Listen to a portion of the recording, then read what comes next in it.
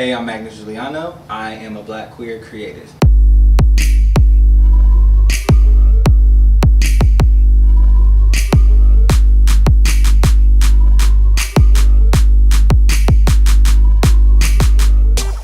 I started growing out my hair and I was like, I want to start doing like more things with my hair, because I feel like sometimes like us as like Black men are really conscious about like what we do with our hair.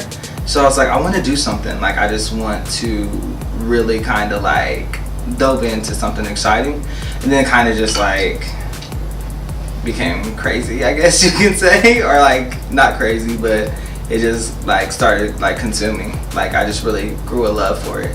First thing I did in my hair was pearl beads, and I went to go see Kalela in concert, but I was like paying homage to her by wearing the pearls. Well, how can I do this? How can I make it sculptural? How can I make it colorful? How can I make it like innovative? How can I use a toy or like traditional items? It just kind of like rolled in. So I always had a love for LV, and I had a love for the designer, like Virgil. Growing up like in design, I was like in design school while his like brands were flourishing. So it was like really just like inspiring to see that, you know? And it kind of gave us all a little bit of hope, like street fashion into like a mainstream market. And I wanted to do something different. Like I wanted to incorporate this like love for like how he transitioned, how he went from being a streetwear designer, independent, to like being the head of the Louis Vuitton house, our men's department, one I really respect. So it's just like the combination of the both really inspired me. And then I thought about the history of like Dapper Dan and like many of other, I feel like Black like content creators or like culture like influencers who didn't get a bigger opportunity, like, and it made me feel like limitless. So I wanted to like pay like a homage or even like gain access possibly.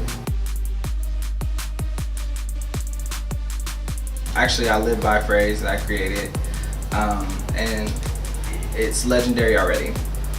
Meaning, not in a cocky way. It's meaning that I meant something at the moment. Like I mean something. I don't need validation from a society. I don't need validation from an institution. I don't need validation from even people around me.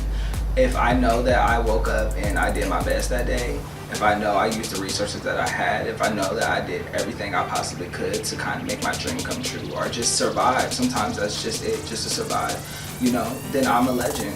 Like, and I believe that everyone's a legend if you believe that. So that's what I want everyone to remember me by is, being a legend. And know that you're legendary already. You don't need validation. Just keep going.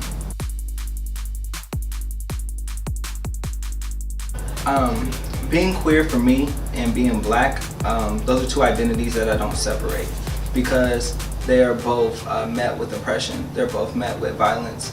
They're both met with a lack of resources. So I walk strongly in that, and I think that what we as a community owe to ourselves is to stop oppressing others.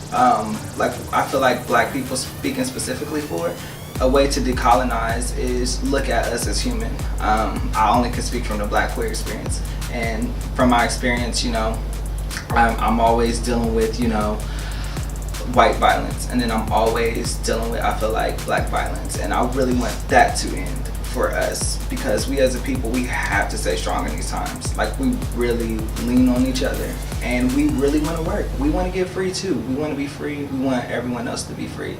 And I also want us as a Black queer community to start really supporting and loving each other, because I know like when we do, but I want to do it on a larger scale. And I know that like times are rough, but we really have to kind of rely on each other and our resources right now.